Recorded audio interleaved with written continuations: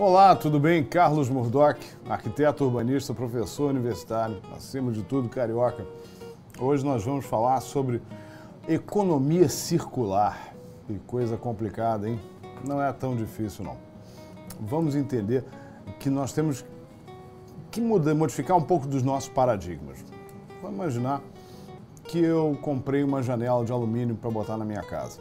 Esse alumínio foi extraído, foi processado, transformou-se numa janela. Ela durou 50 anos na minha casa e normalmente o que eu faço com ela quando eu não gosto mais dela? Eu jogo fora. Ou seja, as coisas nascem, vêm ao mundo, são utilizadas e vão para debaixo da terra. Isso chama-se processo linear, economia linear. No mundo de hoje, que a gente está buscando uma sociedade sustentável, uma economia que extrai menos coisas do planeta, a gente tem que mudar nosso paradigma. A gente está trocando isso para um conceito chamado economia circular. O que é isso? O material vem ao mundo, a janelinha vem ao mundo e ela nunca mais vai ser jogada fora. Ela vai ser eternamente reciclada. Alumínio, a gente sabe até que é uma das coisas que a gente realmente consegue reciclar quase que integralmente.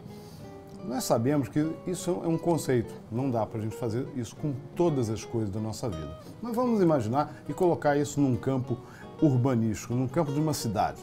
Vamos imaginar que você tem uma fábrica de pneus. Uma fábrica de pneus, ou então você troca pneu.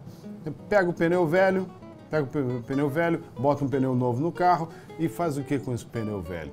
Vai tentar jogar fora, vai tentar exportar isso para outro lugar. Imagina que outro sujeito, outra pessoa, inventou uma tecnologia para fazer asfalto a partir de pneu velho. Aliás, isso já existe.